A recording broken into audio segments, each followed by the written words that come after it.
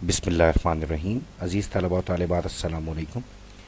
जैसा कि आप सब जानते हैं कि हम ह्यूमन कंप्यूटर इंटरेक्शन के कोर्स में इंटरेक्शन डिज़ाइन को देख रहे थे और हमने नेविगेशनल स्ट्रक्चर तक पढ़ा था।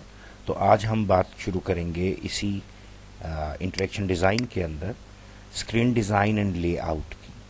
अब हमारे पास मुख्तलिफ एलिमेंट्स होते हैं, मुख्तलिफ buttons, menus, radio buttons, check boxes, palettes होते हैं, जिनको हम विजेट्स कहते हैं। तो वो एक इंटरफेस को मुकम्मल करते हैं। अब हमने क्या करना है, हमने उन कंट्रोल्स और बटन्स को कैसे इस्तेमाल करना है, उनको स्क्रीन पे किस तरीके से रखना है, उनके दरमियान में गैप्स रखने हैं या नहीं, उनके कलर्स कैसे रखने हैं, उनका स्टाइल क्या होगा, हमने इस सब को देखना है।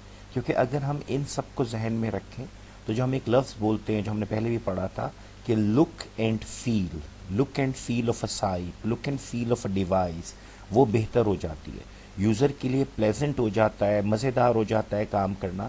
आप एक ख़राब इंटरफेस वाला सॉफ्टवेयर दे दें और एक अच्छी इंटरफेस वाला, दोनों एक ही काम करते हो। जो ख़राब इंटरफेस वाला होगा उसका बंदा उकता जाएगा, वो उस काम में इंजॉयमेंट नहीं फील करेगा। जो कि हम HCI वाले लोगों का गोल होता है कि काम को थोड़ा सा ऐसा बना दें कि आसानी से हो, एरर फ्री हो और बंदा खुश होकर वो काम करे। तो अब देखिए, different elements and controls should be used to make an interface pleasant and easy to use। तो गोल तो वही है कि अच्छा भी लगे, आसानी से इस्तेमाल भी कर सके। और उसने यहाँ पे हमें तीन चीज़ें दी हैं। टूल्स फॉर द लेआउट, हम किस तरीके से लेआउट बना सकते हैं, उन कंट्रोल्स को ऑर्गेनाइज कर सकते हैं। Then user action and control, user कैसे उस स्क्रीन को देखेगा, पढ़ेगा, उससे इंटरेक्ट करेगा, उससे डेटा लेगा, उसको डेटा देगा। और अप्रोप्रिएट अपीयरेंस, कि जो हमें नज़र आ रहा है, जो हमारी आंखों को जो अपीयरेंस मिल रही है वो कैसे मुनासिब है। मैं इसकी मिसाल जब मैं पढ़ाऊँगा तो बताऊँगा कि हम कैसे उसको अप्रोप्रिएट करते हैं। तो अभी हम शुरू करते हैं फ़िलहाल टूल्स फॉर लेआउट के साथ। तो देखिए, पहली चीज़ जो टूल्स फॉर लेआउट है उसमें है ग्रुपिंग एंड स्ट्रक्चर। हमें अपने डेटा को जब भी किसी यूज़र को दिखाना होता है तो हम कोशिश करते हैं कि उनको अलग अलग एरियाज़ में या अलग अलग पैराग्राफ में या अलग अलग कॉर्नर्स में उनको हम ग्रुप कर लें, उनका हम एक स्ट्रक्चर सा बना दें। अगर आप देखें तो ये एक ही स्क्रीन है और उसने कोशिश ये की है कि एक ये एरिया उसने बनाया, एक एरिया उसने ये बनाया, बीच में उसने एक लाइन लगाई, फिर एक एरिया ये बनाया और इसमें कुछ दिखा दिया। अब आप नोट करें हो क्या रहा है। इनफैक्ट उसने ग्रुप की है डिटेल, एक उसने बिलिंग की डिटेल को इकट्ठा कर दिया। Billing details, name, address, credit card number, ये सारा हमें यहाँ पे नज़र आ रहा है, ये बिल की मालूमात हैं। फिर अब आगे देखिए, डिलीवरी डिटेल्स, यानी जिस एड्रेस पर जाना है, तो देखिए नेम, एड्रेस और डिलीवरी टाइम। अब उसके बाद देखिए ऑर्डर डिटेल्स, कौन कौन सी आइटम्स हैं, उनकी कितनी तादाद है, उनके कितने पैसे हैं। तो वो कहता ये है कि जब भी कभी आप यूज़र को उसके फॉर्म पे, उसकी स्क्रीन पे उसको डेटा दिखाएं, उसको कोई इंटरफेस दें, तो आप कोशिश करें कि चीज़ों को एक प्रॉपर तरीके से ग्रुप और स्ट्रक्चर कर लें।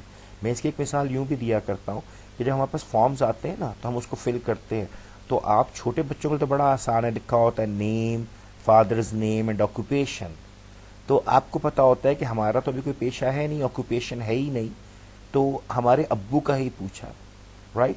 लेकिन जब हम लोग पढ़ाई से निकले और नौकरी की तरफ गए ना, अभी हम स्टूडेंट भी नहीं थे और अभी नौकरी में भी नए नए थे, तो नेम, फादर नेम, ऑक्यूपेशन, तो शुरू में हमसे होने लगा कि हम हमेशा अपने अब्बू का नाम लिखते थे जनाब शॉपकीपर नाम के नीचे, कि जनाब उनकी एक छोटी सी शॉप है, राइट। तो अब होता क्या था कि अब पता चला कि नहीं यार, ये फॉर्म अच्छा डिज़ाइन नहीं हुआ, अब ये मेरे बारे में जानना चाह रहा है, तो ये मेरा ऑक्यूपेशन पूछ रहा है कि तुम कहीं पे नौकरी करते हो। तो हमने लिखना शुरू किया जी सॉफ्टवेयर इंजीनियर। तो अब पता चला कि अगर वो ग्रुप्ड होता, पर्सनल इंफॉर्मेशन, फैमिली इंफॉर्मेशन, बेशक वो इस तरह से लेफ्ट और राइट ना होता, ऊपर का एक ग्रुप पूरा होता पर्सनल इंफॉर्मेशन की, नाम, date of birth, occupation, designation, office address, तो पता होता कि ये मेरी इंफॉर्मेशन मांग रहा है। छोटा सा बीच में एक गैप छोड़ देता और फिर नीचे लिखता फैमिली इंफॉर्मेशन, फादर्स नेम और परमानेंट एड्रेस, वॉट एवर वो वहाँ पे। तो ये चीज़ें बड़ी इंपॉर्टेंट होती हैं जब आप एक पेज बनाते हैं, तो उस पर कैसे आपने चीज़ों को ग्रुप करना है। इसी तरीके से जब आप सॉफ्टवेयर बना रहे होते हैं तो सिर्फ इंफॉर्मेशन नहीं, आप उसके बटन्स, उसकी स्क्रीन्स को भी देखते हैं। ज़रा गौर कीजिए, पहले हम ये देख लेते हैं। देखिए इसने कैसे ग्रुप किया था। ऑर्डर की इंफॉर्मेशन को इसने रख लिया था एडमिनिस्ट्रेटिव इंफॉर्मेशन के तहत, इसने बिलिंग और डिलीवरी को रखा। ज़रा वापस जाकर देखिए, ये देखिए ऑर्डर की ये दो चीज़ें इसने यहाँ पे रख ली थी, एक इसके पास बिलिंग की थी और एक डिलीवरी की। अब आप देखिए दूसरा क्या था कि ऑर्डर की अपनी इंफॉर्मेशन, कौन कौन सी प्रोडक्ट्स हैं, फिर जाइए देखिए ये ऑर्डर डिटेल, आइटम, फलां चीज़, फिर कोई और चीज़, फिर कोई और चीज़, तो सब नज़र आ रहे हैं। तो आप नोट कीजिए इसने इस तरीके से इसको मैनेज किया।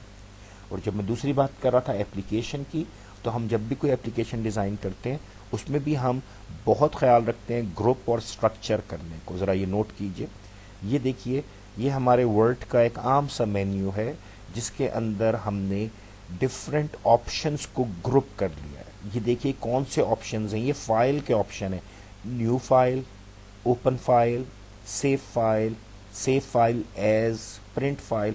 अब आप नोट करें ये सब ग्रुप हो गए। इसकी आसानी क्या हुई कि अब मुझे मालूम है कि मुझे जो ऑप्शन चाहिए वो किस मेन्यू में होगा, मुझे कहाँ जाना है। तो यूज़र के लिए बड़ा आसान हो जाता है अगर आप ग्रुपिंग प्रॉपर कर लें, उन आइटम्स को उस ग्रुप के अंदर रख लें। इसको मैंने आपको बताया था कि हम सीक्वेंस की बेसिस पे भी करते हैं, फ्रीक्वेंसी की बेसिस पे भी करते हैं। तो लिहाजा आपने देखना है दोबारा से कि ये कैसे। देखिए ये फाइल का मेन्यू है, अगर एडिट का होता तो वहाँ पर कट, कॉपी, पेस्ट, स्पेशल, तो आपको बहुत सारे ऑप्शन नज़र आते हैं जो एडिटिंग के हवाले से अहम है। व्यू में आप जाते हैं तो प्रिंट व्यू और नॉर्मल व्यू, लेआउट, तो आपको वो सब नज़र आते। तो ग्रुपिंग जो है ये लेआउट बनाने के लिए बहुत अहम है।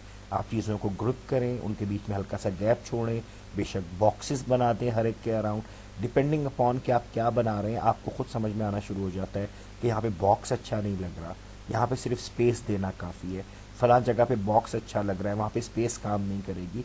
तो ये आप इसको हिट एंड ट्राई करें। अभी फ़िलहाल तो हिट एंड ट्रायल होता है, फिर जब थोड़ा सा सीख जाते हैं तो आपको फ़ौरन जहन में आता है कि यहाँ पे स्पेस देनी है, बॉक्सेस बनाने हैं, क्या करना है। अब देखिए पहला टूल फॉर लेआउट था ग्रुपिंग एंड स्ट्रक्चर। अब ऑर्डर ज़रा यहाँ पर देख लें, ये तो ग्रुप तो हुआ है, ठीक है।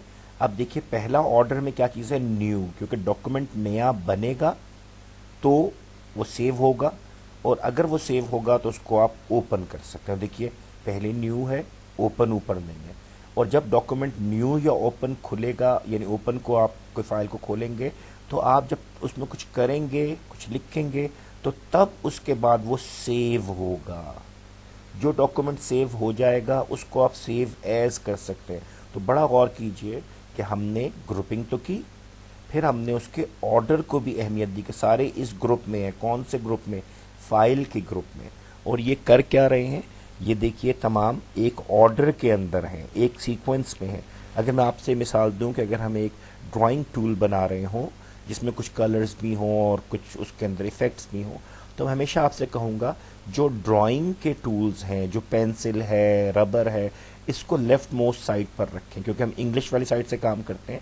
तो सबसे पहला ऑप्शन क्या है, ड्राइंग का, जिसमें पेंसिल हो, जिसके अंदर आपके पास रबर हो, जिसमें आपके पास डिफरेंट काइंड ऑफ मार्कर्स हों और आप उनके थ्रू उसको डिज़ाइन ड्रॉ कर सकें। सेकंड, फिर उसके बाद कहूँगा कौन से ऑप्शंस रखें, मैं कहूँगा कलरिंग के रख लें, वहाँ कलर्स के पैलेट्स मौजूद हों, कलर्स के शेड मौजूद हों, आप सिलेक्ट करें और कलर करना शुरू कर दें। थर्ड में मैं आपसे कहूँ आप एनिमेशन रखिए, यानी अगर आप कोई चीज़ बनाई है और उसको आप एनिमेट करवाना चाह रहे हैं, तो गौर कीजिए मैंने तीनों को अलग ग्रुप किया। मैंने पेंसिल, रबर, मार्कर और इस तरह की चीज़ों को एक ग्रुप में डाला। मैंने कलर्स, शेड्स, हाईलाइट वगैरह को एक ग्रुप में डाला। मैंने एनिमेशन इफेक्ट्स को एक और ग्रुप में डाला। और अब मैंने सीक्वेंस कैसे किया, ऑर्डर कैसे किया, पहले ड्राइंग, फिर पेंटिंग या कलर्स और उसके बाद एनिमेशन। तो ये दोनों चीज़ें बहुत अहम है। अब आप थर्ड देखिए, डेकोरेशन।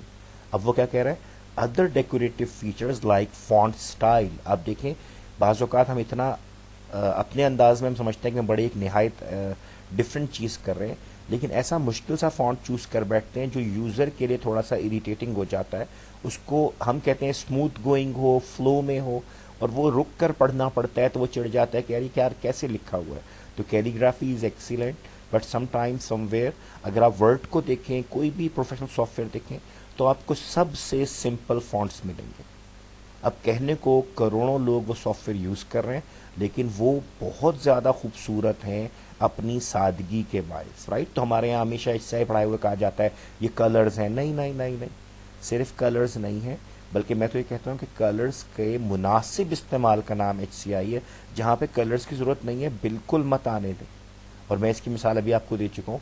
वर्ड को खोल कर देखें, बिल्कुल सिंपल वेब आपके पास वो एक एप्लीकेशन पड़ी है, लेकिन वो हमारे लिए आसान है। जो बंदा 10 घंटे उस पर बैठ के काम करता है, वो उसकी आंखों के लिए तकलीफ देने, अगर कलर्स डाल दें तो वो तबाह हो जाएगा। तो लिहाजा आप ये देख लीजिए कि क्या करना है। फॉन्ट स्टाइल्स हैं, टेक्स्ट है, बैकग्राउंड कलर्स हैं, इन सबको, तो ये आपने इनको देखना होता है। अब मैं आपको पहले दिखाऊंगा एक बैड एग्जाम्पल, ताकि आपको फील हो कि यार चीज़ों का, क्योंकि मैंने क्या अभी बोला कि HCI सिर्फ कलर्स नहीं है, ये कंट्रोल्स का मुनासिब इस्तेमाल, उनकी पोजीशन, उनके बीच में डिस्टेंस, ये उन सब चीज़ों को दिखा रहा होता है। और उसके थ्रू आपकी इंटरफेस बैलेंस्ड इंटरफेस बनती है। रंग, कंट्रोल्स, कंट्रोल्स के दरमियान में जगह, उनकी पोजीशन, और फिर पता चलता है कि यार ये खूबसूरत है, ये डेकोरेटेड है। तो अब देखिए ज़रा, ये एक इंटरफेस मैंने डाउनलोड की और उसको मैंने यहाँ पर रखा, ताकि पता चले कि देखिए कितनी कॉम्प्लिकेटेड है, कितने अजीब व गरीब कलर्स हैं। और ये डेफिनेटली यूज़र के लिए पैथेटिक है कि अब आप ग्रे के ऊपर हमने मना किया था कि लाइट येलो या लाइट के साथ लाइट येलो को मत मिक्स करें, यहाँ पर हमें हुआ हुआ नज़र आ रहा है। और इसी तरह से बहुत छोटे फॉन्ट ना यूज़ करें, हुए हैं। यहाँ पे कुछ एब्रीविएशंस हैं, सो लिहाजा ये मुश्किल है, राइट। तो लिहाजा हमें ये देखना होता है कि हमारा यूज़र कैसे यूज़ करेगा, उसके लिए तो कोई मुश्किल नहीं होगी।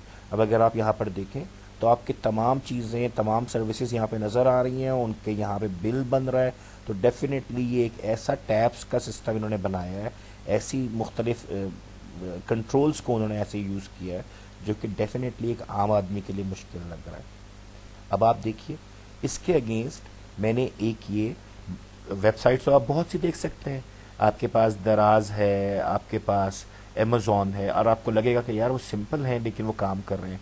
जहाँ पर इश्तिहार हैं वहाँ पे रंग भी हैं, तो हर चीज़ का जहाँ पर इस्तेमाल है उधर ही यूज़ हो रही है, बेमकसद नहीं कर रहा है। अब ज़रा इधर देखिए, ये माइक्रोवेव की मैंने एक मिसाल ली है जानबूझकर, और आपकी बुक में भी उसने एक दी है, मैंने एक और डाउनलोड कर ली। इसका मकसद क्या है बताने का, देखिए कितना सिंपल है। White and grey and black, तीन रंगों के साथ ये बात कर रहा है। इसमें कोई रंग नहीं। जो लोग कहते हैं ना HCI सिर्फ कलर्स है, ये बिल्कुल गलत बात है। HCI एक बहुत बैलेंस चीज़ का नाम है, जिसमें हर चीज़ का ध्यान रखते हैं। अब आप देखिए, अगर मैं आपको बताना चाहूँ तो बता सकता हूँ। देखिए कलर्स सिंपल हैं। कंट्रास्ट कलर्स मैंने हमेशा आपको यूज़ करने को बोला कि वाइट के ऊपर ब्लैक, लाइट ग्रे के ऊपर ब्लैक। देखिए एग्जैक्टली लाइट ग्रे के ऊपर ब्लैक यूज़ हो रहा है। मैंने हमेशा कहा कि उसके साथ लेबल्स लगाइए। देखिए उसने यहाँ पे पिज़्ज़ा का लिखा है, पॉपकॉर्न का लिखा हुआ। तो आप नोट करें कि वो साथ साथ तस्वीरें भी दे रहा है, लेकिन अगर फिर भी मुझे पिज़्ज़ा की तस्वीर से समझ में नहीं आ रहा तो उसने यहाँ पे पिज़्ज़ा लिख दिया है। फिर आप आगे देखिए, उसने टाइमर्स के लिए अलग ये पूरा सेक्शन बना दिया, ये हर एक में होता है, राइट। तो ये अब देखिए पूरा ग्रुप बन गया एक, जो हमने अभी थोड़ी देर पहले पढ़ा। फिर हर एक को उसने डिफाइन किया। मैं भी थोड़ी देर के बाद बात करूंगा इस बीच की जगह को छोड़ने की, जुड़े हुए क्यों नहीं है। आपको मैंने चीज़ पढ़ाई थी स्लिप, कि हम गलती से इसको प्रेस करते करते ये कर जाएं। तो इसलिए जब ये हम किचन में हैं, कोई भी खातून मर्द जो भी काम कर रहा है वहाँ पे, तो लिहाजा देखिए स्लिप के चांसेस हैं, ध्यान कहीं और है चूल्हे की तरफ, और आप इसकी बजाय से क्लिक करके चले जाते हैं, पता चलता है कुछ और हो गया। तो अब ये देखिए, इसके बीच में वाइट स्पेस यूज़ की जाती है। इसको हम वाइट स्पेस कहते हैं। वाइट नहीं होती लेकिन खाली स्पेस होती है, इसको कहते हैं वाइट स्पेस है। ये क्यों छोड़ी गई? ताकि आपकी गलती या एरर के चांसेस को कम किया जाए। एक स्ट्रिप में भी दे सकता था बहुत आसानी से, उसने नहीं इसको दिया, तो ये इंपॉर्टेंट है। अब ज़रा देखिए, ये तमाम नंबर्स हैं हमारे पास कि हमने कितने सेकंड्स, कितने मिनट्स को इसको लेकर जाना है। हमारा स्टार्ट का बटन अब नोट कीजिएगा, जो मैंने अभी कुछ दिन पहले दो लेक्चर्स पहले पढ़ाया था, कि जो तो ऑपोजिट एक्शन हो, सेव एंड क्विट, उनके बीच में जगह छोड़ें। देखिए इसने कितनी जगह छोड़ी हुई है, नोट कीजिए। मैंने कहा था कि कभी कभी ऐसा होता है, कोई काम करना कुछ चाहते हैं और साथ वाला बटन प्रेस हो जाता है, तो जो ऑपोजिट एक्शंस हों तो इनके बीच में वाइट स्पेस बढ़ा दी जाती है, गैप बढ़ा दिया जाता है। अब अगर आप इस इंटरफेस को देखें तो आप खुद कहेंगे कि इसमें कोई रंग नहीं यूज़ हुआ, जो हम कहते हैं ना कलर्स हैं। और ये हम बहुत लोगों से सुनते हैं, नहीं जी ये आप क्या बात कर रहे हैं, ये तो है ही कलर्स की बात। नहीं, कलर्स एक एस्पेक्ट है, इसका बैलेंस नोट करें कितना, यहाँ से बिल्कुल इसको मिलाकर आप देखें। आप इसको देखेंगे तो आपको समझ में आएगा कि हर चीज़ बैलेंस है, बटन्स का साइज बिल्कुल बराबर है। और अगर यहाँ पर इसने 6 बटन यानी एक लाइन में 3 देने थे और नीचे 3 बटन्स नहीं थे, तो उसने 2 को बढ़ा के ऐसा कर दिया कि वो बैलेंस होके इसके साथ मिल जाए। तो हम आपको हमेशा ये बता रहे होते हैं कि अपने कंट्रोल्स को ऐसे बनाएं कि ये बैलेंस नज़र आए। यूज़र पहली ही नज़र में कहता है कि इसकी लुक एंड फील बेहतर है, अच्छी है। तो ये मैंने एक पॉजिटिव लिया और एक नेगेटिव लिया ताकि आपको समझ में आए। अब देखिए अलाइनमेंट, मसला क्या है, जब हमने कोई भी कंट्रोल्स बटन्स कोई भी चीज़ देनी है, टेक्स्ट कुछ भी, तो उसकी अलाइनमेंट बहुत अहम है।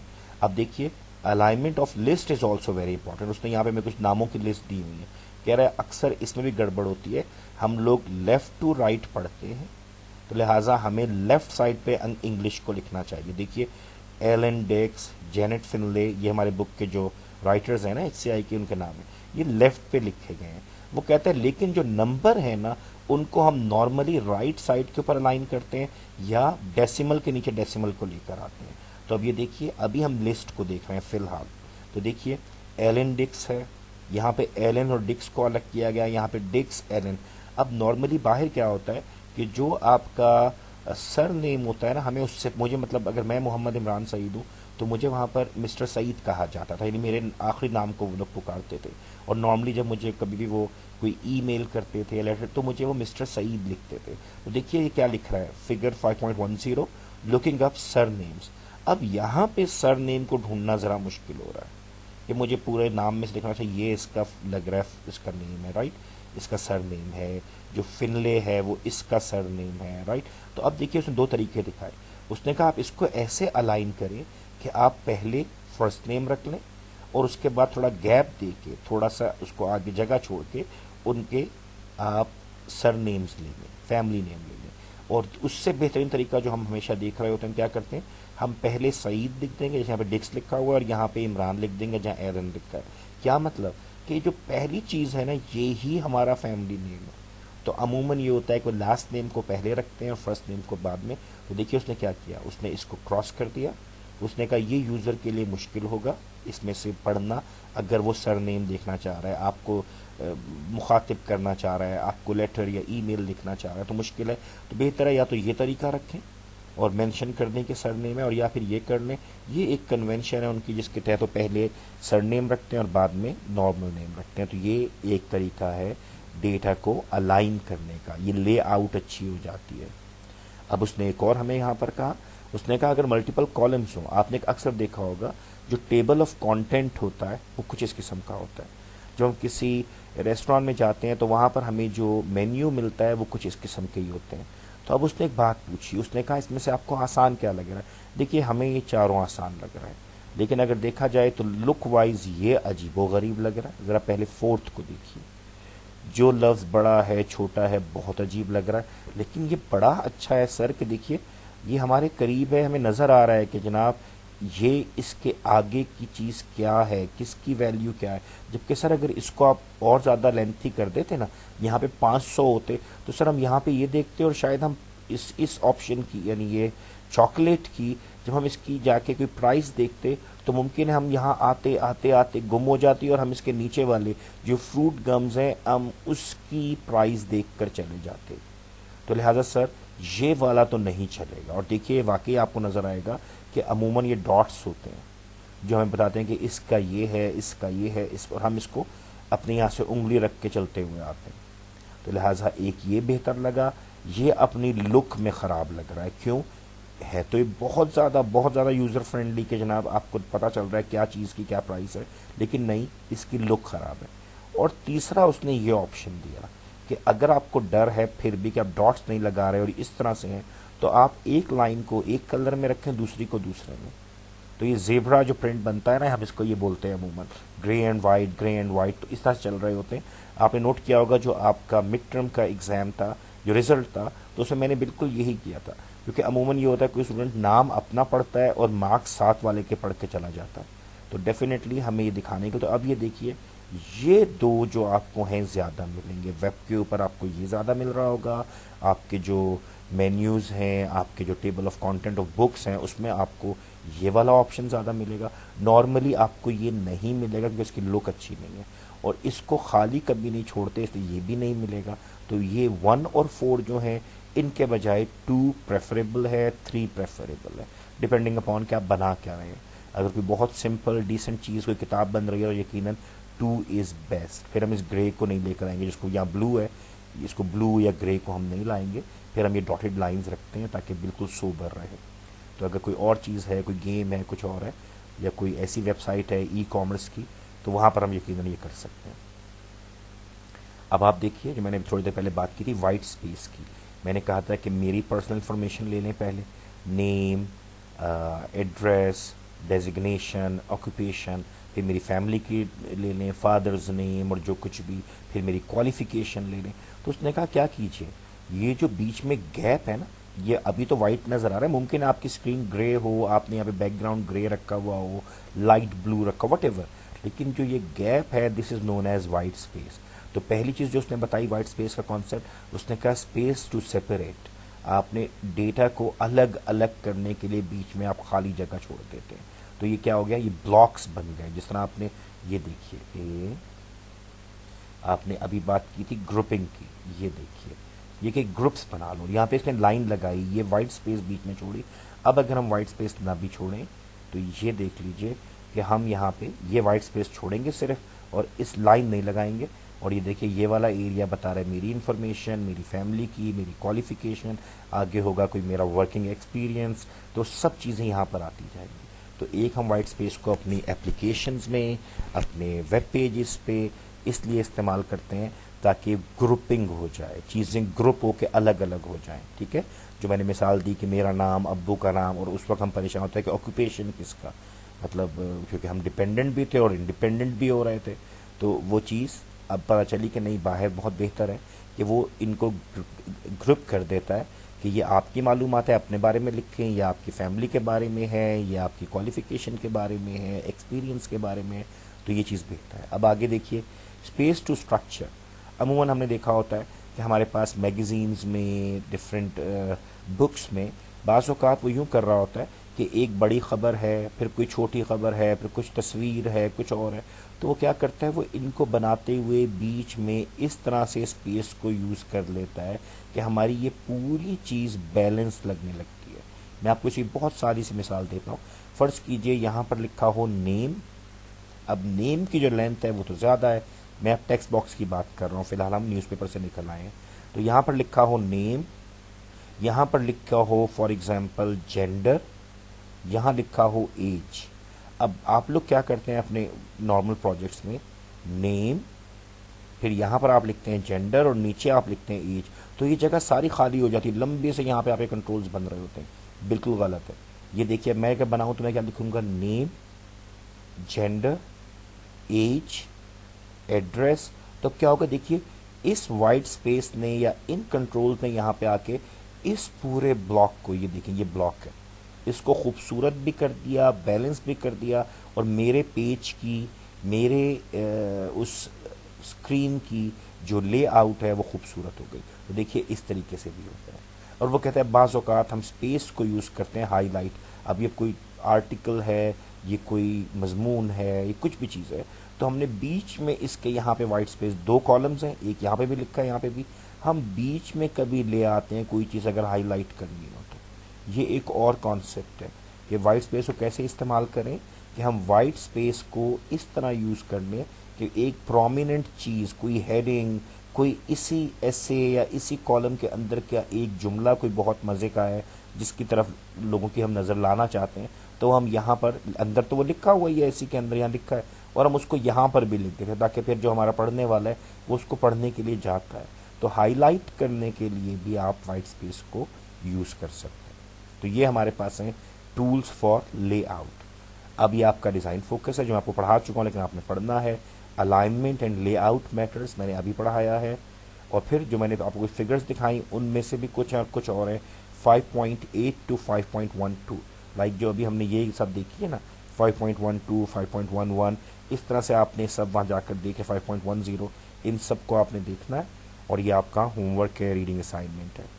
अब हम एक ए हमारे पास क्या था, टूल्स फॉर लेआउट, ये देखिए, और अब बी क्या है ज़रा ये देख लीजिए, यूज़र एक्शन एंड कंट्रोल। पहली चीज़ जो मुझे नज़र आई, जो आपने मुझे उस स्क्रीन के ऊपर बना कर दिया, वो मेरी लेआउट थी। अब मैंने उस पर एक्ट कैसे करना है, मैंने उस पर काम कैसे करना है, उस पर कंट्रोल्स क्या आपने मुझे दिए हैं। तो देखिए ज़रा, नंबर 1 उसने बोला है एंटरिंग इन्फॉर्मेशन। जो यूज़र है उसने कोई डेटा एंटर करना है, जिस तरह आप लोगों ने अपने एडमिशन के ऑनलाइन फॉर्म्स भरे थे, तो in fact you are entering your information in it. So आप चेक कीजिए how user reads and acts. अब याद रखिए, जो इंग्लिश के फॉर्म्स हैं वो तमाम लेफ़्ट टू राइट होते हैं, और हमेशा जो स्क्रीन मूव करती है वो टॉप टू बॉटम करती है। मैंने आपको पहले भी कहा था, अगर डबल स्क्रॉल आ जाए, लेफ़्ट टू राइट भी मूव करना और टॉप टू बॉटम भी, तो ये एक टीजिंग पॉइंट होता है यूज़र के लिए कि पहले वो ऊपर से नीचे ड्रैग करता है, फिर वो लेफ़्ट से राइट पर ड्रैग करके जाता है, फिर वो वापस आता है। तो लिहाजा हम कहते हैं कि आप किसी एक साइड पर टॉप टू बॉटम चलें और लेफ़्ट टू राइट चलें, और राइट पे इतना ही जाएं जो आपकी स्क्रीन साइज़ है। उससे बड़ा करेंगे तो आपको फिर हॉरिजेंटल स्क्रॉल बार लानी पड़ेगी, जो कि हमने शुरू में कहा था नहीं लाई जाएगी। Control must be easy to understand. बहुत ख्याल रखिएगा, बाज़ औक़ात हम अपनी इंटरफेस को मुनफरिद बनाने के लिए, यूनिक बनाने के लिए ऐसे अजीबो गरीब से कंट्रोल्स के डिज़ाइन इस्तेमाल करना शुरू करते हैं कि यूज़र को समझ नहीं आता। लाइक मैं आपको अगर मिसाल दूँ तो मैं कहूँगा कि मिसाल के तौर पे कट के लिए हम सबको पता है कि सिजर इज़ देयर। अगर अब मैं एक मजाक की बात है, वहाँ चाकू लगा रहे, सर ये भी तो कट करता है ना, अगर सीजर कट करती है। लेकिन देखिए, मैंने आपको बताया था कन्वेंशन क्या है, लोग किस चीज़ को पहचानते हैं, वो समझते किसको जल्दी हैं, तो जिसको वो जल्दी समझते हैं उसको इस्तेमाल कीजिए। तो कंट्रोल्स को ऐसा लीजिए जो अंडरस्टैंडेबल हो, वेल अलाइंड कंट्रोल। मैंने अभी आपको यहाँ पे मिसाल दी थी कि जो कंट्रोल्स हैं, अगर नेम का टेक्स्ट बॉक्स है वो बड़ा है, सीधा हो, अगर जेंडर का छोटा है वो इधर हो, अगर एज का उससे भी छोटा है तो वो इधर हो। तो लिहाजा आप देखिए कि ये वही बात कर रहा है कि तमाम कंट्रोल्स को ऐसा अलाइन करें कि वो बिखरे हुए या एक दूसरे में घिचमिच हुए नज़र ना आ रहे हों। They must be properly aligned, उनकी पोजीशंस हो। आप एक फुट्टा रख कर अगर देखें, और अक्सर आपसे हमारी बहस होती है 8th सेमेस्टर में कि सर क्या हुआ अगर ये बटन थोड़ा सा लेफ्ट पर है, सर क्या हुआ अगर थोड़ा सा राइट पर है, सर क्या हुआ अगर एक बटन का साइज दूसरे से ज़रा सा बड़ा है, आपकी आंखें देख रही हैं, हमें तो नज़र नहीं आ रहा। दिस इज़ समथिंग जो कि खामखा की बहस है। देखिए, अगर आपने एक परफेक्ट चीज़ बनानी है और अगर आप वाकई कंप्यूटर साइंटिस्ट हैं, आईटी स्पेशलिस्ट हैं, सॉफ्टवेयर इंजीनियर हैं, then you must think, you must have something जो कि परफेक्ट हो या नियर टू परफेक्ट हो। उसमें खामियां कम से, अगर आप टालना चाहें कि सर मेरा प्रोजेक्ट निकलने दीजिए, क्या हुआ अगर बटन लेफ्ट राइट हो गए, तो काम तो कर रहे हैं ना, ये तो कोई लॉजिक ही नहीं है। आप शॉप पे जाके भी कोई बदनुमा चीज़ नहीं खरीदते, कोई बदनुमा बैग नहीं लेते, कोई बदनुमा ड्रेस नहीं खरीदते। नहीं नहीं नहीं भाई, इसमें अलाइनमेंट गलत है, नहीं नहीं भाई इसमें जेब टेढ़ी लगी हुई है, राइट। सो इसका मतलब क्या है कि हमारे कंट्रोल्स को जितना आप, और ये बिल्कुल कॉमन है, मेरे पास जो भी स्टूडेंट्स आते हैं वो आप लोग जानते हैं कि मैं कहता हूँ कि बेटा ये सॉफ्टवेयर की फंक्शनैलिटी बाद में, जो इसकी स्क्रीन है वो आपका फेस है, आपका चेहरा है। अगर मुझे ये समझ में आ गई कि हाँ ये चेहरा ठीक है तो मैं आगे चलूंगा, वरना फंक्शनैलिटी बेशक आपने एटम बम बनाया हो, अगर आप उसको प्रेजेंट ही नहीं कर पा रहे तो मेरे लिए मुमकिन है कि आगे जाने का दिल भी ना करे, कि छोड़ दें भाई, इसने बड़ी अच्छी ऐप बनाई होगी, बस ठीक है यार रहने दो। तो ये बहुत ख्याल रखिएगा, ये वाली बहस बहुत बेकार होती है कि सर चल तो रहा है ना, शक्ल जैसी भी है, रंग नहीं है तो क्या हुआ, एक बटन छोटा एक बड़ा है तो क्या हुआ, एक ऊपर है एक नीचे है तो क्या हुआ। ये बिल्कुल एक लेम एक्सक्यूज़ है जो कि एक सॉफ्टवेयर इंजीनियर नहीं देगा। हाँ, जो बेचारा आपकी तरह डिग्री नहीं ले सका, आपने डिग्री ली उसने नहीं ली, वो कभी किसी ने उसको पढ़ाया नहीं, HCI को उसने कभी देखा ही नहीं, तो वो अगर टेढ़े मेढ़े छोटे बड़े बटन ले आए तो हम उसको माफ़ कर सकते हैं, लेकिन आपकी डिग्री में माफ़ी मेरे पास नहीं है। अब आगे देखिए, text boxes of different length, मैंने अभी अभी बात की, एक टेक्स्ट बॉक्स लंबा था, एक की लेंथ कुछ और थी, एक की कुछ और थी, उनको ऐसे ऑर्गेनाइज करें कि ये बैलेंस में आ जाए। और आपने बहुत से फॉर्म्स बहुत बुरे देखे होंगे और बहुत से बहुत अच्छे, जो कि अपनी इन्हीं अलाइनमेंट्स की वजह से बेहतरीन होते हैं। तो क्या कह रहे हैं, text boxes of different length should be arrange in such a way that it gives a balanced look, balance नजर आए उनके बीच में। और ये मिसाल मैंने भी आपको ऊपर दी है। अब देखिए दूसरा इसके अंदर क्या चीज़ अहम है। पहली चीज़ तो ये थी कि इंफॉर्मेशन एंटर करने का, और दूसरा कहा नोइंग व्हाट टू डू। अब एक बात याद रखिए, अगर अब आप एक बटन बना रहे हैं, आपने कोई ऑप्शन दिया है, कोई मेन्यू दिया है, कोई रेडियो बटन दिया है, तो जो कंट्रोल्स हैं ना, जो बटन्स हैं, जो ऑप्शंस हैं, जो पैलेट्स हैं, जिनको हम विजेट्स कहते हैं, वो तमाम कंट्रोल्स जो हैं वो सब सेल्फ एक्सप्लेनेटरी होने चाहिए। वो बताएं कि हमने उनके साथ क्या करना है। अब अगर आपने एक बटन बनाया और उसको आपने फ्लैट कर दिया, फ्लैट मीन जो कि फॉर्म के साथ मिल गया, अब मैं उसको हमेशा लेबल समझता रहूंगा, मैं उसे क्लिक ही नहीं करूंगा। क्यों नहीं करूंगा? मेरा जहन मान ही नहीं रहा कि ये बटन है। तो लिहाजा इन चीज़ों को बहुत ख्याल रखा जाता है कि जब हम कंट्रोल्स बनाते हैं तो हम उनको ऐसे डिज़ाइन करते हैं कि समझ में आए कि इसके साथ करना क्या है। इसका एक कॉन्सेप्ट आपको पहले पढ़ा दूं, उसका वापस आ जाता हूँ। एक कॉन्सेप्ट है HCI का, उसका नाम है अफोर्डेंस। अफोर्डेंस का कॉन्सेप्ट क्या कहता है? It is a psychological idea that says things should tell by their shapes and other attributes what you can do to them। आप उनको क्या कर सकते हैं। अब मैं आपको एक मिसाल देता हूँ। जैसे इसने बताया था कि दरवाज़ों के जो हैंडल्स होते हैं वो, फिर जो हमारे कंट्रोल के हैंडल होते हैं, आप देखिए पिक्चर रखें, उस पर कर्सर लेके जाते हैं तो हैंडल निकल आता है जो उसको स्ट्रेच करता है, उसको बड़ा कर सकता है। फिर रीसाइज करने के ऑप्शंस, आपके कर्सर की शक्ल बदल रही होती है। फिर आपके कुछ ऑप्शंस ऐसे होते हैं जिसका आपको पता चल जाता है कि ये हाइपर लिंक है, इसे मैं क्लिक करूंगा तो कहीं चला जाऊंगा, इसे मुझे डबल क्लिक करना पड़ेगा क्योंकि ये ऑप्शन है, बटन है।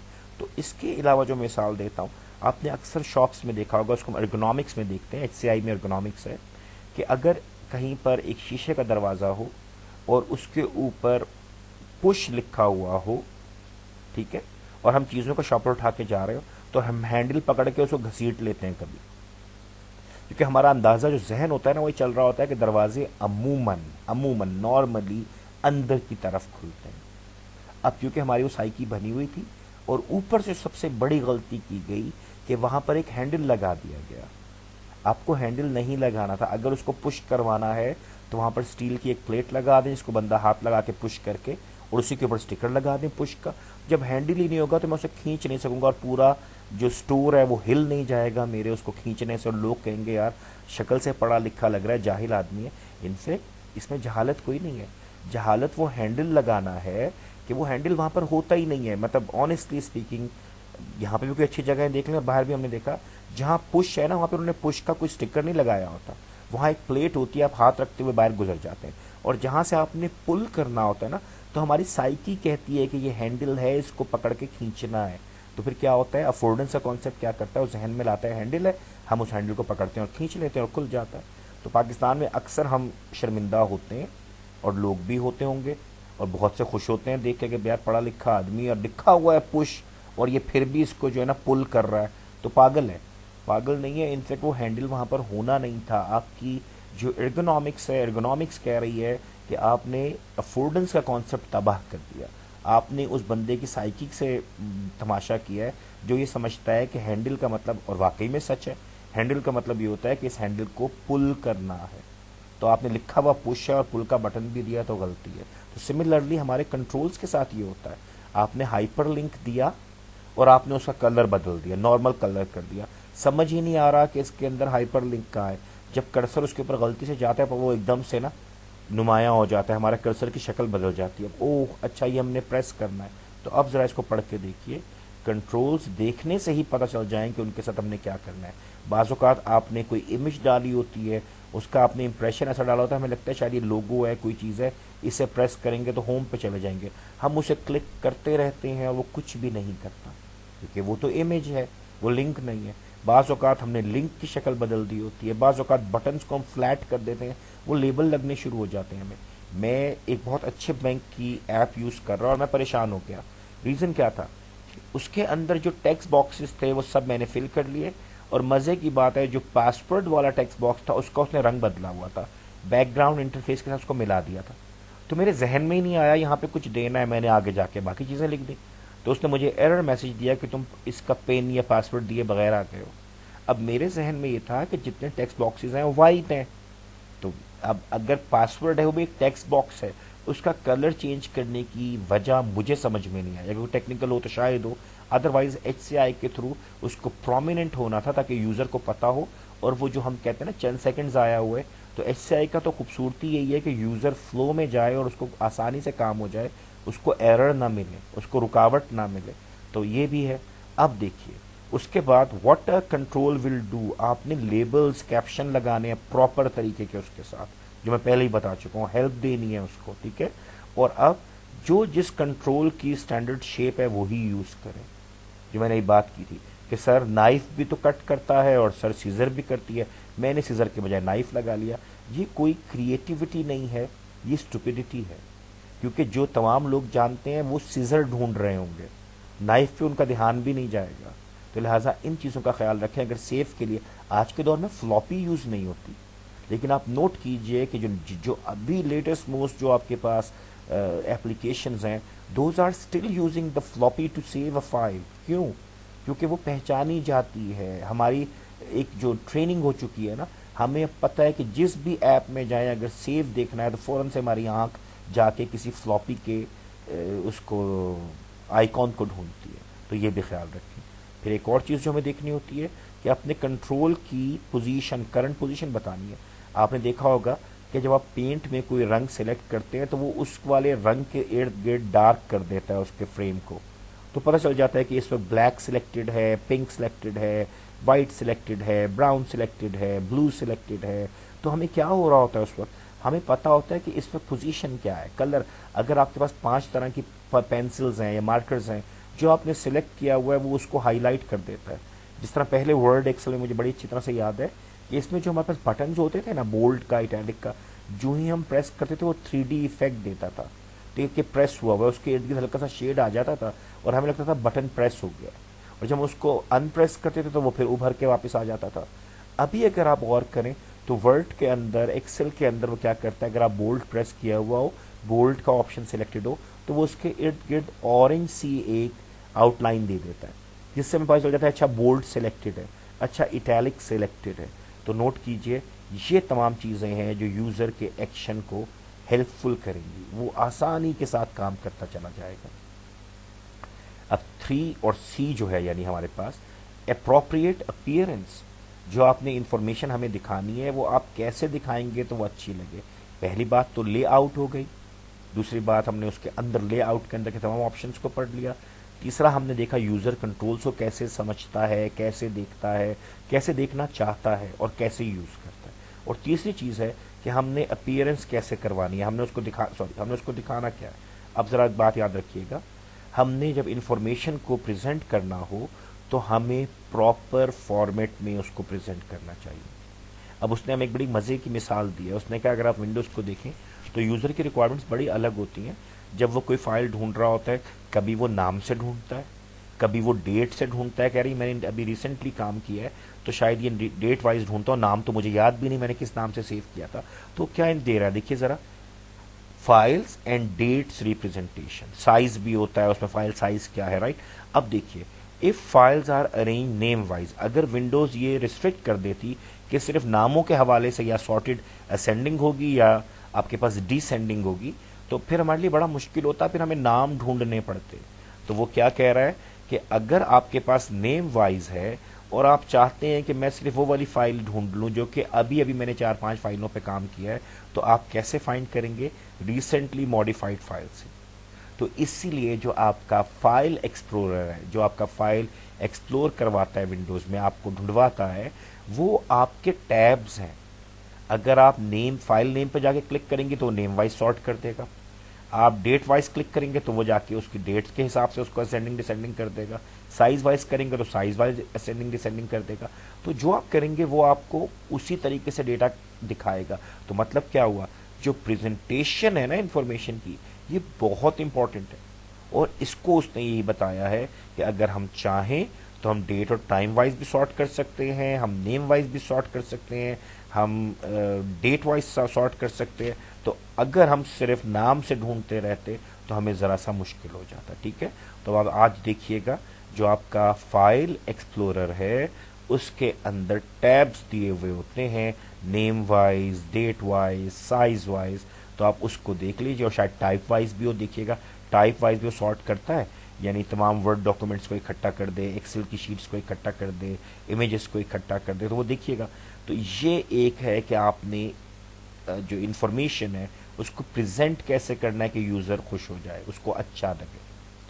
अब यहाँ पर देखिए, ये वो बात है जो हमेशा कहता हूँ कि हमारे यहाँ पे हमेशा कहा जाता है कि जी खूबसूरती जो है ना वो HCI है, और मैं कहता हूँ नहीं, खूबसूरती नहीं है, इंटरेक्शन का फ्लो जो है ना वो और खूबसूरती मिलकर आपके HCI बनते हो। देखिए ज़रा, एस्थेटिक्स खूबसूरती एंड यूटिलिटी उसका इस्तेमाल दोनों। A pretty interface is not necessarily a good interface. आप बहुत सारी खूबसूरतियाँ डाल दें, सब कुछ कर दें, ज़रूरी नहीं है कि वो अच्छी बन जाए। क्यों? क्योंकि अगर वो यूज़र की रिक्वायरमेंट को पूरा नहीं कर पा रही, उसकी साइकोलॉजी के मुताबिक नहीं बनाई गई। अब एक बंदा है, वो बहुत सादा सा है, उसकी एजुकेशन शायद किसी और फील्ड में मास्टर्स, डॉक्टर, PhD कुछ भी है, लेकिन वो बेचारा कंप्यूटर लिटरेट नहीं है। और ये कोई ऐसी बात नहीं, अब तो खैर लोग यूज़ कर रहे हैं मोबाइल फ़ोन। आज से 15 साल पहले आधे लोग या आधे से ज़्यादा लोग कहते थे भाई ये हमारा फील्ड ही नहीं है, रहने दो, हमें इसमें कुछ नहीं करना। तो मोबाइल फ़ोन ने चेंज किया कि लोगों को थोड़ा सा ध्यान हुआ कि हाँ ये भी तो कंप्यूटर है। लेकिन अदरवाइज आप याद रखिए कि अगर हम एक ऐसी इंटरफेस बना दें जिसमें यूज़र को मुश्किल आनी शुरू हो जाए। अब एक ऊबर वाला है, वो कैप्टन है, उसने मैट्रिक किया हुआ है, वो ऊबर चलाना चाह रहा है, और हम ऊबर या करीम की इंटरफेस को इतना मुश्किल कर देंगे समझ में आना ही मुश्किल हो जाए। अब वो खूबसूरतियों से 50,000 है, फ्लो नहीं है अच्छा, तो पागल हो जाएगा, सर पकड़ के बैठ जाएगा। और अभी भी आपका ऑप्शन है, आप देखिएगा ऊबर और करीम के फ्लो को, कि वेयर टू गो, पिकअप कैसे सेलेक्ट करना, आप इन दोनों को चेक कीजिए और आपको अंदाज़ा होगा कि कैसे इंटरफेस को आपस में कंपेयर किया जाता है। अब मैं अगर आपको यहाँ पे बताऊँ तो उसने एक बड़ी अच्छी डेफिनेशन दी। A pretty and well design interface can provide satisfaction to the user. ये उसको अच्छी लगेगी कब? Only if it provides the required functionality. अगर ये उसका काम आसानी से और मुकम्मल कर दे। अगर ये काम आसानी से नहीं कर रही, मुकम्मल नहीं कर रही, तो ये प्रिटी इंटरफेस बेकार है। तो लिहाजा HCI ये कह रहा है कि आपने काम भी प्रॉपर करवाएं उस बंदे के लेवल के मुताबिक। अगर कोई कंप्यूटर साइंटिस्ट है तो बिल्कुल आप कंप्यूटर की टर्म्स यूज़ करें उसके लिए, अगर वो सॉफ्टवेयर उसने उसके लिए यूज़ करना है। एक आम आदमी के लिए है, बिल्कुल सिंपल हो जाए, फ्लो को सिंपल कर दें। तो ये हमारे HCI का जो स्क्रीन्स हैं जो हमें नज़र आती हैं उसको अच्छा बनाने का तरीका था, और इसके तरीके से हम अपने इनको बेहतर कर सकते हैं। ठीक है, और ख़राब कैसे कर सकते हैं ज़रा ये देखिएगा। Making a mess of it, इसको गड़बड़ कर देना, बहुत सारे रंग 3D इम्पैक्ट दे के ना। अब वो क्या कह रहा है, lots of colour should not be use, बिल्कुल सही। आपने रंगों का एक उधर ना वो रेनबो बनाकर रख दिया है, बिल्कुल नहीं चाहिए। डिपेंड्स, अगर कोई गेम है, कोई बच्चों को माइल करना है, छोटे बच्चों की राइम्स हैं, छोटे बच्चों को ABCD अलिफ बे पे सिखानी है, तो मुमकिन है आप वहाँ पे रंग यूज़ करेंगे ताकि वो अट्रैक्शन रहे। लेकिन आपने देखा वर्ड एक्सेल में क्यों नहीं है, क्योंकि ये प्रोफेशनल्स के सॉफ्टवेयर हैं, यहाँ पे रंग चलेगा नहीं, आधे घंटे बाद आंखें ख़राब हो जाएंगी अगर इतने रंग इधर हुए तो लिहाजा डिपेंड्स अपॉन कि आप कहाँ पे काम कर रहे हैं। फिर फोरग्राउंड और बैकग्राउंड का मैंने हमेशा से आपसे एक बात की है कि ये एक कलर एक इंटेंसिटी पे नहीं जाते। ब्लू पे ब्लू मत लिखें, लाइट ब्लू के ऊपर डार्क ब्लू की कोशिश मत करें, या तो फिर वो इंतहाई डार्क हो जो फॉन्ट कलर है, और जो बैकग्राउंड है वो इंतहाई लाइट ब्लू हो, तो चल जाएगा, बहुत अच्छा लगेगा। लेकिन जब आप इंटेंसिटी को करीब लेकर आते हैं, दोनों रंग एक से होते हैं, तो आपको तो क्योंकि आप लिख रहे हैं, आपके सर मुझसे तो पढ़ा जा रहा है, ये आपका एक वो होता है आंसर, आपसे पढ़ा जा रहा है क्योंकि आपने 50 दफ़ा इसको देख लिया है। नए यूज़र को इस पर रुकना पड़ रहा है, हमने उसको रुकने नहीं देना, वो पढ़ता चला जाए। तो याद रखिए कि ये सेम इंटेंसिटी सेम कलर के ना हो। और जिस तरह आप, जब मैं भी छोटा था, जब मैं शुरू में, उन दिनों खैर 3D था भी ज़्यादा, नया नया आया था, तो मेरी भी कोशिश होती थी हर चीज़ पे 3D अप्लाई कर दूँ। लेकिन फिर बाद में हटाता था क्योंकि पता चलता था कि 3D ने उसको, एक आम सा लेबल है, मैंने उसको 3D इम्पैक्ट दिया, वो बटन लगना शुरू हो गया, अब जाके लोग उसको क्लिक कर रहे हैं, तो मैं फिर उसको हटाता था। तो अब ये देखिए, do not apply 3D in everything to save user from confusion. User confuse हो जाएगा कि यार ये उभरी हुई चीज़ है, ये 3D में नज़र आ रही है, ये बटन ही होगा, मैं इसको प्रेस करूँ, वो प्रेस करता है तो वो प्रेस होता ही नहीं है। तो लिहाजा ये चीज़ें हैं जो आपने स्क्रीन को डिज़ाइन करते हुए करनी है, और आपकी असाइनमेंट वही है जो मैंने आपसे कही थी। अब ये देख लीजिए, alignment and layout matters, checking screen colours, ये आपका डिज़ाइन फोकस है जो आपने पढ़ने हैं। और इसके अंदर जो आपने अपनी असाइनमेंट जमा कराई थी, जो आपने पिछले सेमेस्टर में या उससे पिछले सेमेस्टर में जो भी आपने अपने ACP के एडवांस कंप्यूटर प्रोग्रामिंग के कोर्स में, किसी भी कोर्स में आपने कोई एप्लीकेशन बनाई थी, उसकी स्क्रीन्स आपने मुझे भेजी हैं।